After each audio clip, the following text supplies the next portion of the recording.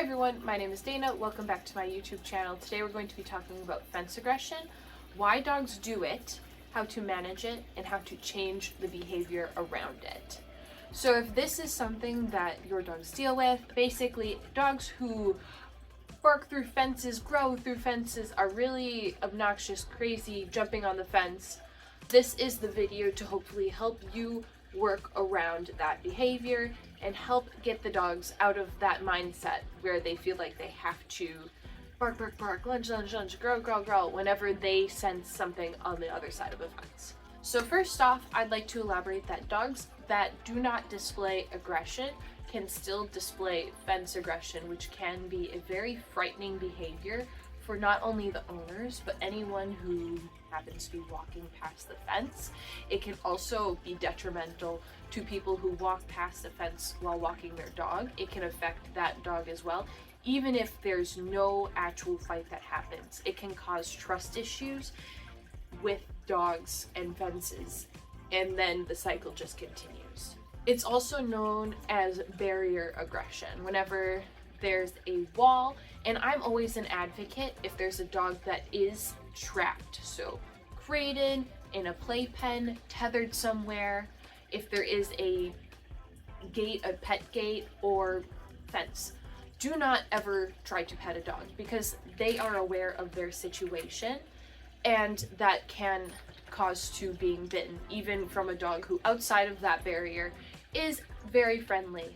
So once again, fence aggression is biting, barking, lunging, and fence fighting, where they're trying to fight through that fence. That is fence aggression. It is extremely common. If you live in town, I'm sure on each block there's at least one dog that displays fence aggression. When I lived in town, I had many people in my neighborhood that had dogs that displayed fence aggression. When outside, I knew the dogs. They were nice dogs, but inside that fence, they had to display a very protective state of mind. It was their property. They could see threats here and there. Oh, they're gonna come on my property and I'm trapped inside this cage. Even if it's a big cage, they still know they're trapped within the confines of that fence. An enclosure, especially the fences, are a great place for dogs to become overwhelmed, over-aroused, and then display that aroused behavior. When I talk about arousal, I'm talking about that quick to get barky, quick to get lungy. That's what arousal is in terms of dogs. That frustration and arousal can then turn into aggression, where they take it out in a very negative way. This can turn into something dangerous. I have seen videos of dogs who literally force themselves underneath the fence to take out that fence aggression. I've seen it happen in real life where dogs still are able to grab a dog through the fence, and that is when serious injuries can happen, and that is when dogs get put down and things that could have been avoided end up happening anyways. This is not limited to just physical fences. This is limited to the underground fences. This is limited because there's still that invisible barrier. They know where that barrier is and they will push it. And this actually can be triggered even more because there is that negative connotation with crossing the boundary. The dogs know if I try to escape this situation, I will be hurt or surprised in a negative way by the underground fence. So they feel even more threatened. They feel even more aroused by this threat, frustrated by this threat in a negative way because of that negative connotation with the underground barrier. I'm not saying that underground barriers are bad. I feel like they're a great tool to help dogs that you do not trust to not run away still be able to get their outside time. However, if you have it where they can actively see all these arousing, frustrating things, that is when the negative connotations can come into play. Once again, this is something, unfortunately, in towns, this is where it happens the most because people are always walking their dogs. There are always dogs getting loose. Even with leash laws, you can't control a dog. Dogs aren't robots. They know the collar trick. They know how to slip out of that and run away. And that is where this all stems from, this unpredictability. Oh my gosh, who's gonna pass by my house unannounced? who's going to be this next threat? Who's going to go into my property without my permission? Who's going to trespass? That's what it's going through for a lot of dogs' minds. And that is what triggers this barrier aggression. And it is even more difficult when you share a fence line with a neighbor who also has dogs and they just feed off of each other with that barrier aggression. There's dogs on both sides just woo woo woo woo right after each other. I've seen that as well too. And really, ultimately, the only way this can go away completely is if every interaction with a fence is completely micromanaged. Like if you're completely outside with a dog 100% of the time and you correct that negative behavior, you enforce the positive behavior. But if you're not there and the dog is displaying these behaviors, they woo woo woo, they growl growl growl, and the person taking their dog for a walk goes away, that's them being rewarded for that negative behavior. So why is fence aggression becoming more common these days than in the past? Basically, I can answer this even in my parents' perspective. There were not many yards that were completely fenced in, and it was very common for dogs to be able to just roam. So because of that, they never were trapped into these environments.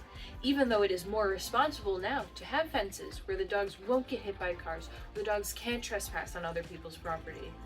Nothing is ever perfect, and because of that, there's this new negative thing that is coming into play because of this, especially as more people are getting fences and more people have dogs just loose while they're at work.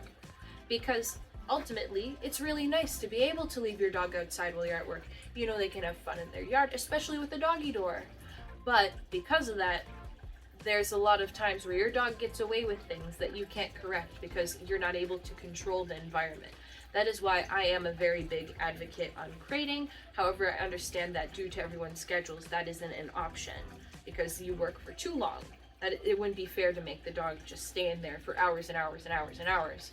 However, if you have the ability and option to crate your dog, I always encourage that because you know your dog is safe within that space, you can control the environment, and you know they can't get into things they're not supposed to. It's just the safest option for me. I'm a helicopter. I would not trust my dogs loose unless I'm here because then I would be able to know if they got into something they weren't supposed to, I can take them to the emergency vet. It's not even about training, it's about me being a helicopter. A really interesting thing is that dogs who fight through a barrier often sound even more violent and more threatening and scary than dogs who are fighting when there's no barrier. That's a really interesting fact about barrier aggression as well. So how can we manage these behaviors within dogs, especially since right before I said that when we're gone, they're learning from their negative behaviors what works for them. We can't be out there all the time. If you can't, these are some management tools that I can give you to help your dog display less of this behavior while still being able to maintain its freedom. So first of all, the best way to manage this is a privacy fence. Chain link fences and fences where you can see through. If your dog sees that movement, that is the first trigger to set off a dog. And if you can take away that sense of sight, obviously they can still smell, they can still hear. But if they can't see the threat, that always helps. So ultimately, if it's too late to prevent your dog from fence fighting, from this boundary aggression, management is the best option because at least you can prevent any actual consequences to your dog's action. So that's where that privacy fence comes in again. Chain link fence, anything where there's a gap, if your dog can fit its nose through or another dog can fit its nose through, because even if the gap's this big and you have a dog the size of Ammo or Gunner, they can't get their nose through. What if it's a little tiny terrier that just decides to poke its nose through as it's walking past? Chomp, there goes its nose. So we really don't want any of that option for a dog to even get the opportunity to grab something that goes inside the fence or for the dog to get its nose outside of the fence and grab something. So that's number one, management. If you cannot install a privacy fence, you can cover it, your chain link fence, with something. I've seen people use tarps, planting shrubs in front to also create more of a cushion so it's more difficult for things to go up to the dog's fence and get bitten through it. That is always an option too. Or even people I've seen weave, like, I forget, they're like bendy plastic stakes, and they weave them through the chain link fence so that all the openings are smaller and it makes less visibility for the dog to see through the fence too. Those are all really good options. And ultimately, even though they aren't aesthetically pleasing, I would personally, for me, much rather have a fence that is completely safe from my dog hurting someone and is easier for my dog to feel safe than a fence that looks nice and oh no, now my dog has to be put down because it bit someone through the fence. That personally, I would rather have functionality before aesthetics. If you share a fence line with a neighbor, putting up a secondary panel or putting something up against the fence like shrubberies to make it more difficult for the dogs to just be on that fence is a really good way to manage fence line aggression with neighbors. Other management options would be making it where if you have a fence in front yard and backyard, make it where your dog can only be in the backyard. Make it where your dog is farther away from the triggers that cause it to get that frustration. With the management in place, you can then work towards changing your dog's behavior. Because especially if you are gone most of the time, first you have to be able to manage it where your dog isn't as frustrated, because if your dog is frustrated and you work once a week with your dog to get them to be less frustrated, the rest of the week your dog is outside being actively frustrated. So before we can even train away from fence aggression, you have to make it where your dog is less frustrated without you there. So to begin, choose a time where people are normally walking your dogs. So if you get home and it's 5 o'clock, I would, before you even eat supper, go outside with your dog and just wait for that thing, that stimuli, to upset your dog. Obviously, you should be equipped with things to redirect, so I would recommend an e-collar, a long leash. If your dog is very headstrong, very lungy, a prong collar to protect their trachea, obviously fitted correctly, and something extremely rewarding to help redirect them. So that way they start getting that negative enforcement for lunging and barking and growling at the fence, and the positive reinforcement by redirecting their behavior elsewhere, like to you with treats. You want to make it very, very rewarding for them to not bark at the fence. So I would say steamed boiled chicken. If you have a rice cooker and you cook just chicken in there, there's no seasoning, there's no nothing, very good for dogs. Hot dogs, cheese, high, like I said, very high rewarding. Any freeze-dried liver, any, where it's that ingredient, good stuff, human foods. That's what you want to be rewarding your dog with. So starting off, I always recommend letting the dog make these decisions. So even when I train with my clients for reactivity, I always say, don't tell your dog yes, don't tell your dog no, don't call your dog, just let them decide. If the dog's barking, they will get no reward.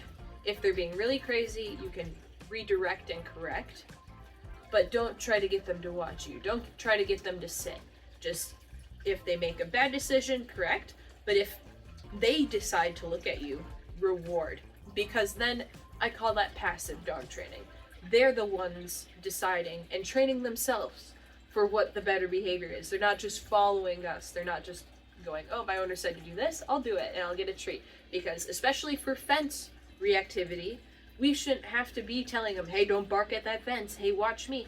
They should be the ones actively making the decisions to not do it. So starting off would be in the training sessions, rewarding their decision not to. It's also called counter conditioning. This is another type of name for my passive dog training. The key to success with this, though, is always keeping the stimulant, the frustrating thing, below your dog's threshold for ignoring you. So for example, it would be unfair of me to take a shelter dog, all they know is jump and bark, and expect them to be able to sit patiently as a dog walks right past them. That would be much past their threshold.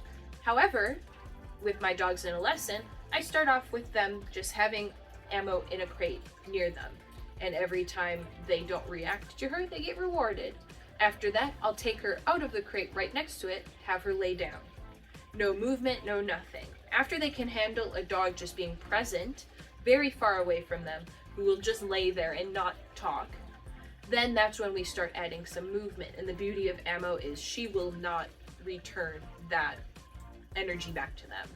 This is where it's a little bit more difficult in town, but you can also say, hey, I'm gonna call my friend who has this gentle giant old dog who just does not bark, and see if you can get your friend to help you out for this. And then afterwards, you know, hey, let's watch a football game or whatever. That is another option too. However, another way to counteract this, if you can't get someone with a dog you know would be good for the situation, is keep your dog very far away from the fence and on that leash, and slowly but surely work towards the fence where it gets more frustrating because they're closer to the stimulant, and then from there find that where there's the point of no return and just go a little bit away from that. And when your dog can handle that, take a step forward and just see how they do. If it's still too much, take a step back, but just work your way towards that fence at your dog's pace. Ultimately, this is something that will require management probably forever if your dog has been doing it for a while. This is not something that goes away. Like, for example, Gunner. He is people reactive, not in a negative way, but in a manipulative way. He will cry, cry, cry until people pet him. And that's what he learned when he was in a shelter for basically 3 years, was I cry and I get attention.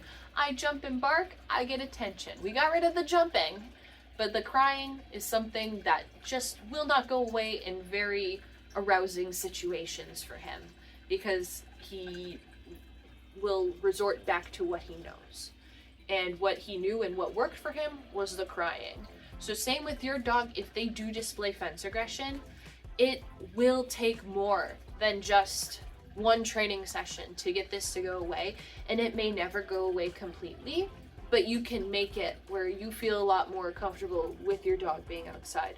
Your neighbors are not complaining about how noisy your dog is anymore. You can maybe get it to that point. Obviously, all dogs are different, all breeds are different, and some success will be better than others, but just in general speaking, these are some ways that will work for you to get rid of that fence arousal, that fence aggression, and help you work towards having a dog that is confident in their own environment. Hopefully this video was informational and helpful, and thank you so much for watching, liking, and subscribing. If you have any questions or anything to add to this video that maybe you were confused about, or I didn't really cover, please leave them in the comments down below and I'll do my best to answer. I may do a follow-up video in the future if there's a lot of questions, but offhand, this is what I can tell you about fence aggression, and hopefully this will help you in some ways. But anyways, I will see you in the next video. Bye!